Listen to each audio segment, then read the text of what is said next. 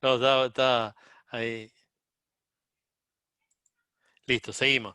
Bueno, como les decía antes, los requisitos son poseer alguno, no tener deudas fiscales ni impositivas, poseer saldo de libre disponibilidad, tener actualizado el domicilio fiscal, cumplir con todas las presentaciones de la DJ de IBE de ganancia, son algunos de los requisitos. Hay otros tantos para pedir el certificado de no retención. Después vamos a ver que el certificado de no retención para ganancia, yo puedo pedir un certificado de no retención para cada impuesto. Son totalmente independientes. Puedo pedir un certificado para IVA, puedo pedir un certificado para ganancia en forma individual, puedo pedir un certificado de no retención o no percepción para ingresos brutos. Lo normal es que en ingresos brutos es lo más fácil de aplicar, ya lo vamos a ver ahora en un instante el por qué. Eh, si es habitual solicitarlo para IVA y para ganancias, más que nada para ganancias, ¿no? Bueno, de las importaciones que están exentas de IVA, estas también son particularidades, situaciones específicas, lo van a ir viendo en el marco teórico y en la práctica también, si hubiera alguna particularidad, se les va a decir específicamente, no tienen por qué conocerlo de modo tan específico. Y en todos los casos prácticos vamos a ver más que nada los hechos bien genéricos. Particularidades, si ocurriera alguna, va a estar expresada específicamente. Si vamos al impuesto a las ganancias, recuerden que el impuesto a las ganancias es anual, ¿sí? Para las empresas, se calculan sobre las utilidades contables, se realizan los ajustes fiscales necesarios, se hace como un balance fiscal, ¿sí? Donde hay toda una serie de ajustes, por ejemplo, una previsión por incobrable, que es una pérdida desde el punto de vista contable, no lo es desde el punto de vista fiscal, si es que no se inició juicio o hay algún indicio real de incobrabilidad, una empresa que está concursada y demás. O sea, hay que hacer toda una serie, y así como ese ajuste, muchos ajustes más, ¿no? El impuesto a la ganancia para empresa es del 35%, había un proyecto de bajar este año al 30%, vamos a ver si, digamos, lo que se está pagando, lo que se pagó este año sobre la ganancia de 2019 fue del 35%, para lo que es 2020 está corriendo al 30%, como todavía no terminó el año fiscal, de hecho se hablaba de que, como les dije antes, que quería armarse un proyecto de que pase al 41%, habrá que ver qué pasa de acá a fin de año, es un año muy, muy convulsionado y habrá que ver si no se genera un impacto. También hay una realidad que la mayoría de las empresas este año van a perder dinero, ¿no? Con lo cual va a ser muy poco lo que se recaude de impuestos a la ganancia. Desde el punto de vista fiscal, se aplica, se define la base imponible del impuesto a las ganancias, que es la ganancia propiamente dicha, y sobre esa es la ganancia ante impuesto. Sobre esa ganancia se aplica el 35% o el valor que correspondiere y se determina el impuesto. A ese impuesto se le reducen todos los créditos fiscales que uno tiene, todos los anticipos, retenciones o percepciones de impuestos a las ganancias. Digamos que también, una vez que se definió el valor de impuestos a la ganancia, hay una serie de anticipos, ¿sí? Que es la ganancia presunta, como se la denomina, y retenciones y percepciones, que también son créditos fiscales, y ahí saldría el impuesto a pagar o el saldo a favor del impuesto. Imaginemos que si yo hoy estoy generando una importación en lo que es la alícuota normal y general, a mí me estarían percibiendo un 6% de impuesto a la ganancia. Si mi empresa, como va a ocurrir en la mayoría de las empresas este año, pierdo plata, o sea, tengo quebranto, o sea, no gano dinero, tengo quebranto fiscal, ¿sí? No voy a pagar impuesto a las ganancias, con lo cual ese 6% que me retuvieron no lo voy a poder aplicar contra el pago del impuesto. Entonces me quedaría como un saldo a favor. Ahí tendría que generar ese saldo, tendría que hacer los trámites para generarlo, un saldo de libre disponibilidad para poder aplicarlo a otros impuestos. Desde el punto de vista financiero, ¿qué ocurrió?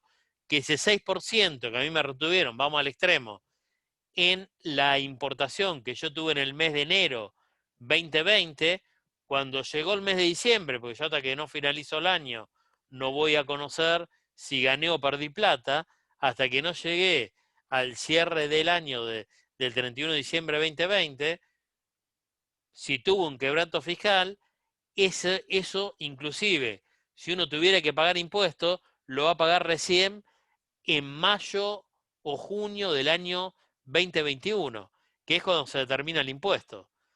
En ese momento, la empresa determina que tiene quebranto fiscal, con lo cual que ni siquiera lo va a utilizar. Ahí empezaría a hacer los trámites para poder tener un saldo de libre disponibilidad. Hasta que se genera la liquidación, desde enero 2020 hasta mayo 2021, y a veces se posterga, hasta mayo 2021, ya transcurrieron prácticamente 17 meses que yo tuve esa plata inmovilizada.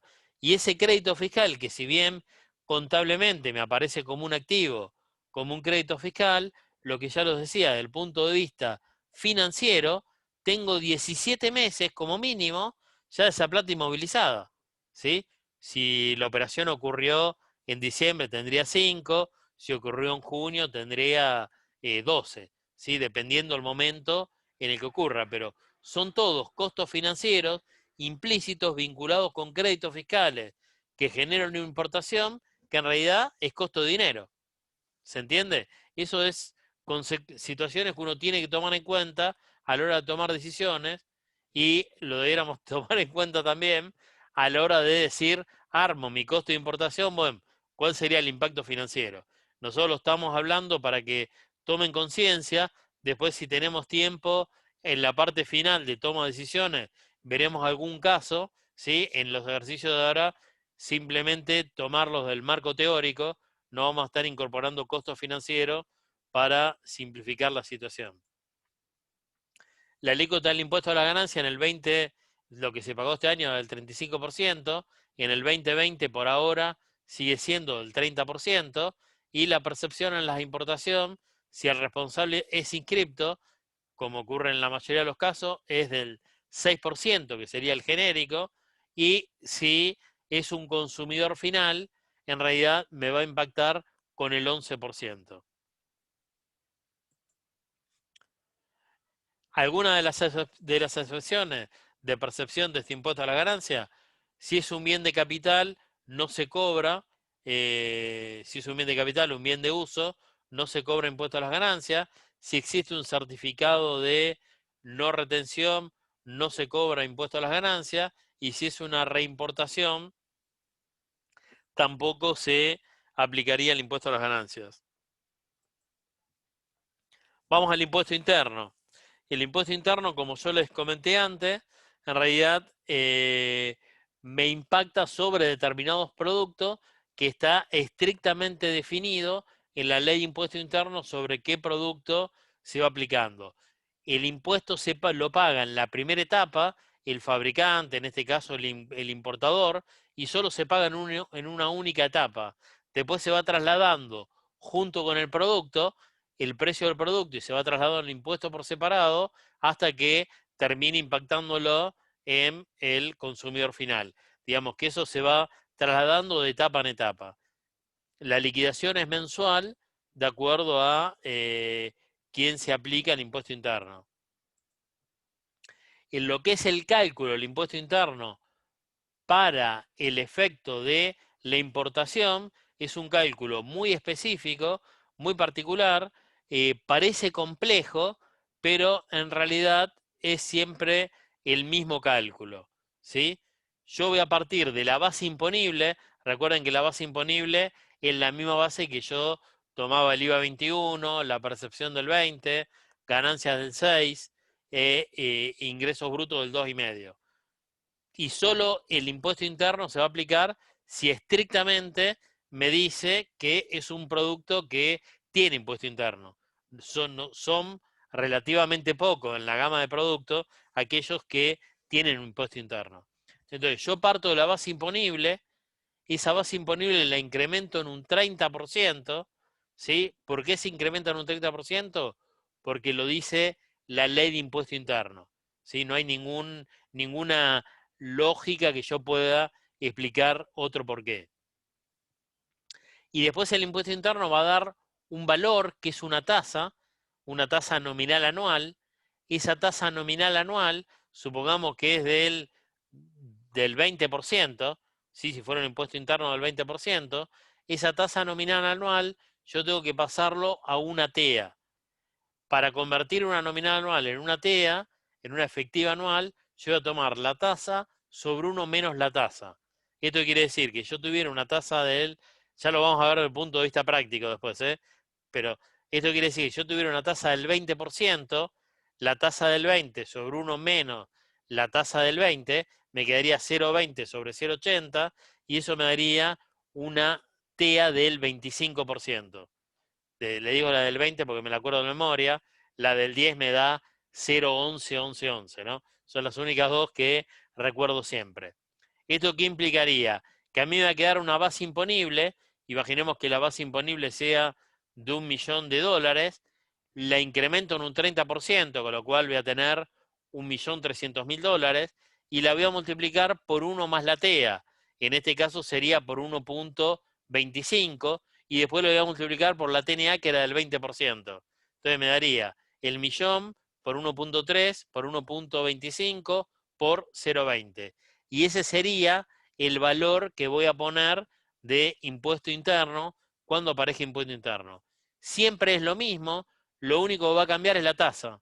Y cuando cambia la tasa, y obviamente va a cambiar la base imponible, ¿no? Cuando cambia la tasa tengo que recalcular la nueva tasa, pero siempre va a ser la tasa sobre 1 menos la tasa. Algunas alícuotas de impuesto interno, tabaco 60%, bebidas alcohólicas, dependiendo cuál, entre el 12 al 20%, el champán el 12%, cerveza 8%, bebidas sin alcohol, jarabes, licores 8%, automotores y motores gasoleros 10%, objetos suntuosos 20%, embarcaciones y aeronaves, dependiendo del valor, van a ir entre el 4 y el 8%. Igual estos datos tampoco lo tienen que conocer, en cada ejercicio que hay un impuesto interno les va a aparecer el valor de la tasa. Bueno, los ingresos brutos es un impuesto provincial, la liquidación es mensual, el ingreso bruto se aplica directo sobre la venta neta de IVA, ¿sí? No se paga impuesto sobre impuesto. Digamos, yo tengo una venta de 1.000 pesos con el IVA 21, a mí me da una factura de 1.210 en realidad, y tengo una tasa a nivel local, una tasa del 5% de ingresos brutos, estaría pagando el 5% sobre los 1.000 pesos. Eso desde el punto de vista local se paga, es un impuesto directo a las ventas, ¿sí? Con lo cual vamos a ver que después, cuando uno saca una proyección de venta, en realidad tendrá siempre que sacar la venta neta del ingreso bruto, porque si yo tengo un ingreso bruto del 5% cada 100 pesos que tengo de venta, en realidad voy a tener que pagar 5 de ingresos brutos. En el mercado internacional, digamos que se estableció, como cada jurisdicción puede establecer una tasa de ingresos brutos que lo define cada provincia, o sea, cada jurisdicción puede definir la tasa que fuere. En el mercado internacional se definió, independientemente de que por qué provincia se genere la exportación, se definió que la tasa es una sola, ¿sí? Entonces la percepción para el mercado internacional va a ser siempre de el 2,5%. Esta percepción, habitualmente en la liquidación, como siempre es un impuesto directo a las ventas, salvo que no existan ventas, cosa que si una empresa no tiene venta desaparece, se puede aplicar directamente en el mes inmediato posterior. Ese crédito de ingresos brutos por la exportación seguramente se aplica en forma inmediata. Este es el que menos costo financiero genera, porque sí es de aplicación inmediata y directa.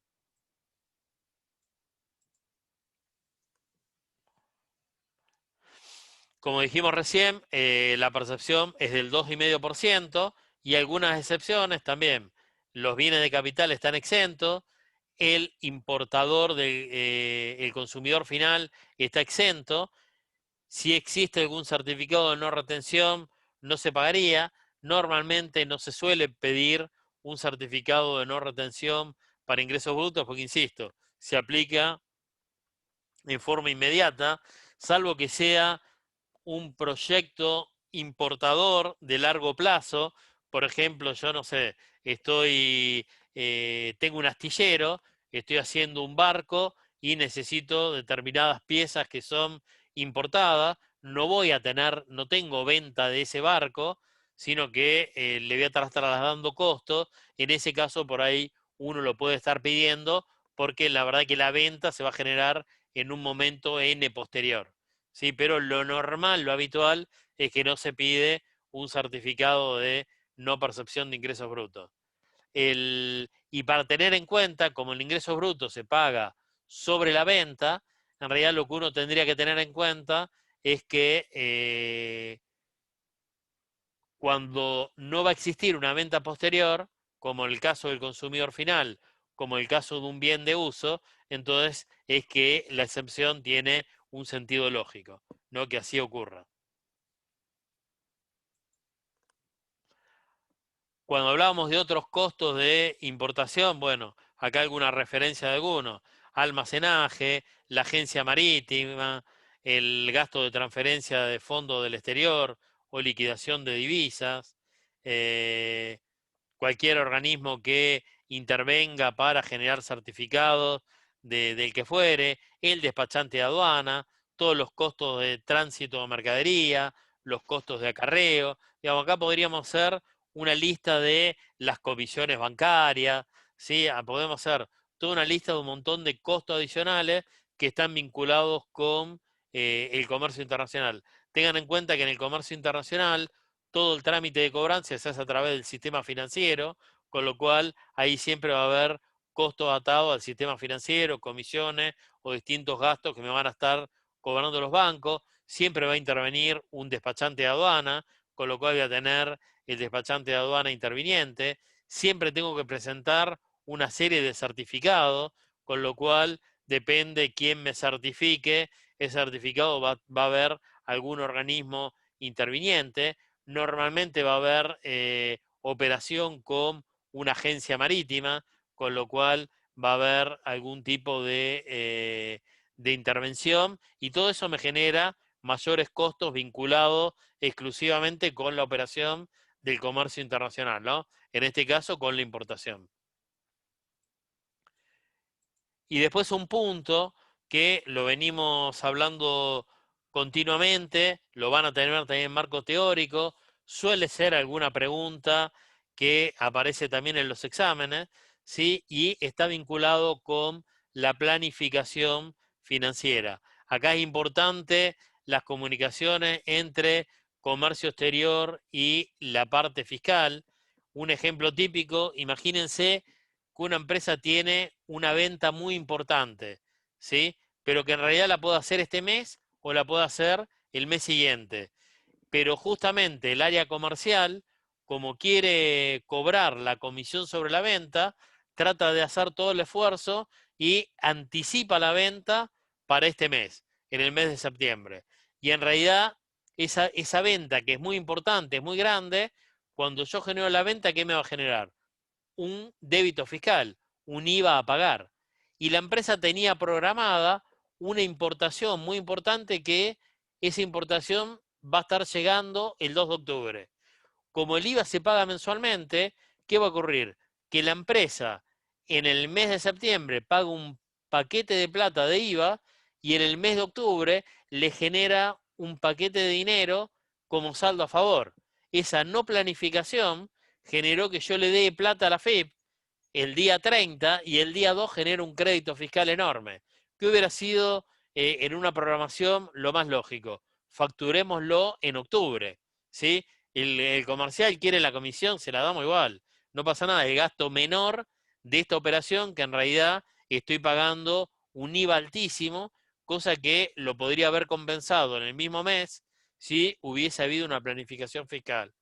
Esta planificación es muy importante y se tiene que dar el diálogo entre las áreas comerciales, entre el Departamento de Comercio Exterior, entre las áreas fiscales e inclusive muchas veces cuando tenemos certificado de no percepción u otros beneficios que lo puedo perder si yo dejo de pagar aportes patronales o cargas sociales, en definitiva también dentro de todos los departamentos administrativos de la empresa.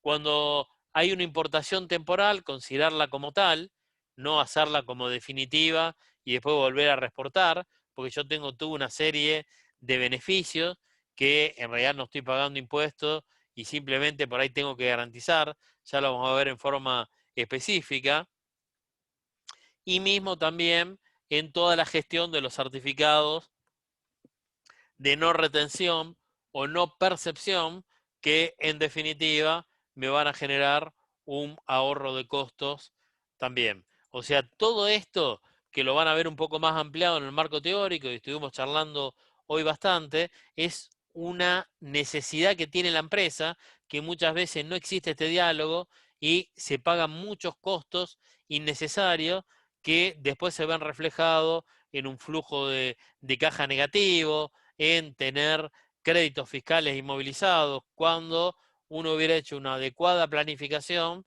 genera un importante ahorro de costos, ¿sí? Independientemente de los costos implícitos financieros que hay dentro de las importaciones, que son altísimos. Nos da el tiempo para ver por un micro esquema de un ejercicio, para que por lo menos le quede ya una idea. Vamos a ver este ejercicio. Es una importación de 3.000 equipos de audio para reventa. El origen es Brasil. Presenta certificado de origen. El importador es responsable inscripto. El tipo de cambio 1 a 1. Muchas veces en la mayoría de los ejercicios tratamos de utilizar moneda única. Por ahí hacemos alguno con diferencia de cambio para no complicarle los cálculos a ustedes, ¿no? Tengan en cuenta que cuando uno compra en el exterior, está comprando en dólares. Cuando llegó a la aduana, ya ahí uno lo termina especificando y en realidad terminás pagando en pesos toda la parte fiscal y todos los costos locales. Muchas veces van a ver que tenemos el soñado un peso, un dólar, ¿sí? Pero es a los efectos de facilitar una moneda única en un ejercicio, considerando que esto en la práctica no es así. Esto para no, realmente los cálculos o el esquema de cálculo de una importación son muchos datos. Hoy ustedes en los exámenes y demás los pueden hacer en Excel y simplifica muchísimo el tema de los cálculos, pero tengan en cuenta que existe una variación de tipo de cambio y hay que considerarla. Acá estamos tomando 1 a 1. El precio FOB, en este caso unitario, es de 100 dólares, los derechos de importación del 12%, flete marítimo 3.000, seguro internacional 20.000, volumen importado 300 unidades, hay una tasa de equiparación de pesos de 6.300, el importador tiene un certificado de no percepción o retención de IVA vigente y un certificado de no percepción de impuesto a la ganancia vigente. Otros gastos: despachante de aduanas 200 neto de IVA, transporte doméstico 300 más IVA, gastos operativos 1.000 más IVA. Lo que se pide, que es lo que se va a pedir en todos los ejercicios, es el total de erogación de fondos, el costo de la importación y el total a pagar en AFIP y aduana. Lo primero, como yo habíamos visto en una filmina de las primeras, lo primero que uno tiene que estar considerando en la definición es definir el origen de la importación, definir qué tipo de importación es, el tipo de bien que uno está importando, la categoría de bien y la condición del importador. Acá, el origen de esta importación es Brasil. Que sea Brasil quiere decir que voy a tener algún beneficio desde el punto de vista de derechos y tasas. El régimen de la importación es una importación definitiva. El destino de la importación es un bien destinado a reventa, ¿sí? El tipo de bien es un bien que yo lo voy a revender. Cuando yo tengo un bien de reventa, no tengo ningún beneficio. Y la condición del importador es una condición que era un responsable inscripto.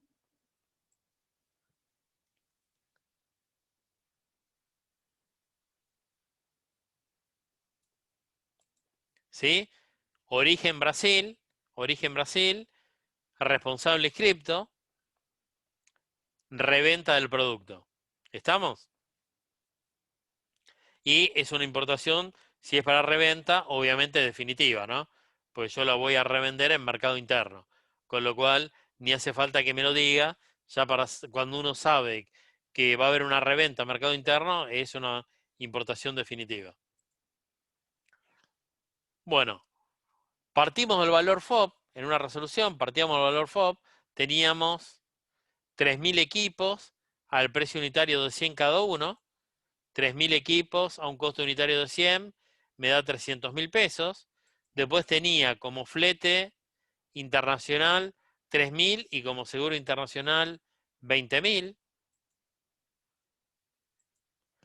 Como flete internacional tengo 3.000. Acá veo que el CFR es de 303.000. El seguro en este caso, el 1%, esto es extremadamente grande a propósito, ¿no? Para que les quede como primer ejercicio claramente la diferencia. El seguro del 1% es 3.030, eso es lo que voy a armar la base CIF, donde aplicaría derechos y tasa y toda la parte fiscal. En este caso,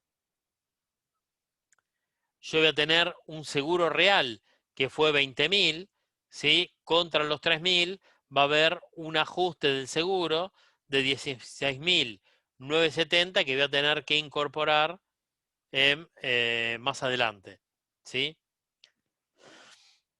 En este caso, derecho y tasa no se paga por ser Mercosur, sino yo tendría que estar pagando el 12% de derecho de importación y el 3% de tasa de estadística, ¿sí? En este caso, no se paga el 12% de derecho por ser Mercosur, no se paga el 3% de tasa de estadística justamente por ser Mercosur, pero me dice el ejercicio que tenía una tasa de equiparación de precios que era de 6.300, ¿sí? Esa tasa de equiparación de precios sí la voy a estar considerando en este caso porque la tasa de equiparación de precios no depende, no depende de el origen, porque en realidad está vinculado con los valores del producto. O sea, la tasa de equiparación de precios, si existe, va siempre. Si en la aduana define que hay una distorsión entre el precio unitario que me facturó el distribuidor de 100 por unidad respecto de la referencia que tiene la aduana, bueno, ese desfasaje me lo da y lo aplico en forma directa, ¿sí? El Mercosur me da beneficios sobre derecho y sobre tasa de estadística. Bueno, acá obtengo la base imponible, que es la sumatoria del CIF, más derechos y tasas, ¿sí? En este caso, solo aplica la tasa de equiparación de precios. Y a esa base imponible tendría que aplicar el 21 de IVA, el 20 de percepción de IVA, el 6 de percepción de ganancias y el 2,5 de percepción de ingresos brutos. En realidad aplico el 21 de IVA, no aplico el 20% de percepción que hubiera correspondido. ¿Por qué? Porque tiene un certificado, el importador tiene un certificado de no percepción o retención de IVA. Entonces, por eso que está vigente, por eso no le aplico la percepción, sino a esto le tendría que sumar un 20% de percepción de IVA. No aplico el 6% de percepción justamente porque también tiene un certificado de no percepción de impuesto a las ganancias vigente. Si acá tengo un certificado y me dice la vigencia es hasta el 22 de septiembre y esta importación yo la estoy haciendo el 23 de septiembre, no lo hubiera podido tomar. Me hubieran cobrado porque el certificado ya no está vigente. ¿Sí? Le aplico el 2,5 de ingresos brutos y le aplico el SIM, que son los $10. Acá me da el total del valor nacionalizado. Este es un subtotal que en definitiva no es que exista estrictamente, sino subtotal para separar de todos los valores que son netamente locales. Acá voy a tener, y esto lo estoy haciendo todo en dólares, ¿sí? Al ser moneda única, es como que lo haría todo en dólares o todo en pesos, ¿sí? Lo hago en moneda única. Si yo acá hubiera tenido dólares y hubiera tenido 75 pesos u 80 de tipo de cambio, en realidad cuando empezaba a tener todos los costos locales, acá tendría que haber puesto esto en pesos locales y todo lo demás sería mayores valores, un poco para tener números más chicos, a veces los dejamos en moneda única. Bueno, van los $28 y eso si lo hubiera especificado, esto sería 10 por el tipo de cambio y esto sería $28 por el tipo de cambio, ¿no? Si uno lo especifica, porque estos valores sí están, siempre van a estar dados en dólares. Lo mismo que el ajuste del seguro, son dólares, con lo cual yo lo tendría que ajustar y pasar a pesos. Vamos a ver algún ejercicio para que vean cómo es la estructura, pero nada, es un cálculo numérico nada más. Bueno, aplico discriminando el IVA, los $28, 23,14 y 4,86. Aplico el ajuste del seguro. En este caso, siempre el ajuste del seguro me tiene que llevar al valor real. El valor real era 20.000. Como yo solo consideré 3.030, voy a poner el diferencial para llegar a los 20.000. Siempre yo en el ajuste lo tengo que llevar a valor real, que me puede dar positivo o negativo. Si acá el ajuste que yo hubiera tomado hubiese sido 3.000 que negociaba, acá hubiera sido un ajuste negativo de 30, dependiendo cada caso. Bueno, tomo el despachante de aduana, que era 200, despachante de aduana 200 neto de IVA, con lo cual tomo 200, le cargo el 21% de IVA, incorporo el transporte doméstico, que son 300 más IVA, y los gastos operativos, que son 1.000 más IVA. Transporte doméstico, 300 más el IVA del 21 y 1.000 más IVA de lo que sería el gasto operativo.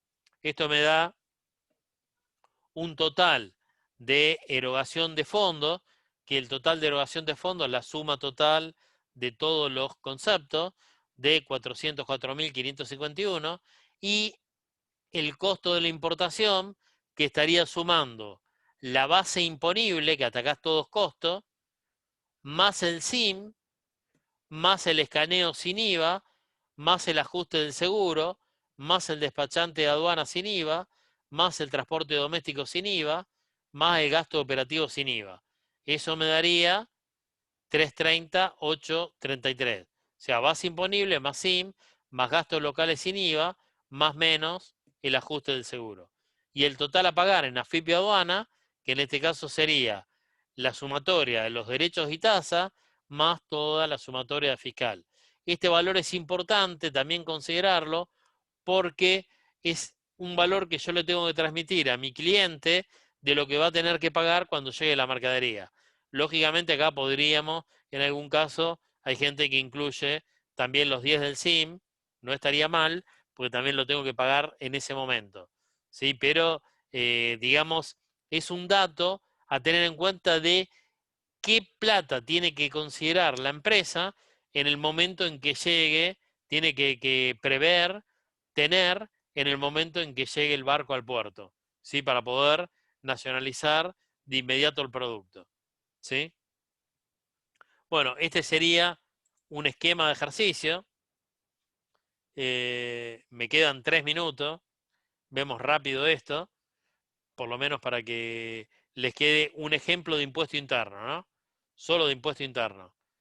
Yo tengo una base CIF de 60.000, tengo derecho del 12%, tasa estadística del 3%, y me salen otros datos, horario de despachante de aduana, gasto bancario, gasto operativo en puerto, pero que en definitiva esto está debajo de la base imponible de impuesto interno, con lo cual no los voy a considerar. Y me dice que la tasa de impuesto interno es del 16%. Tomo el valor CIF, le cargo los derechos y las tasas, 12% y 3%, y armo la base imponible. A esta base imponible la tengo que incrementar en un 30%, ¿sí? Y el impuesto interno, la tasa del 16%.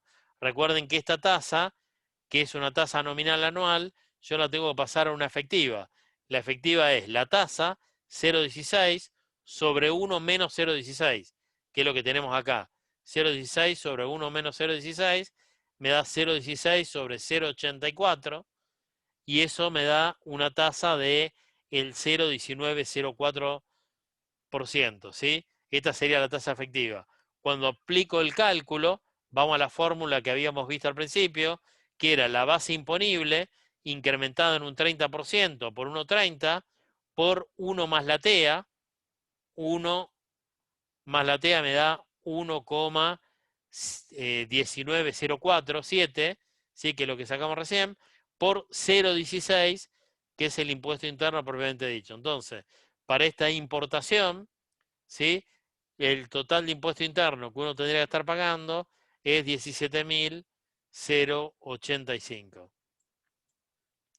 Les muestro otro ejercicio para que vean y vean la resolución. No lo vamos a estar haciendo, ¿sí? Profe, Para que lo tengan y en definitiva, este sería un modelo o otro modelo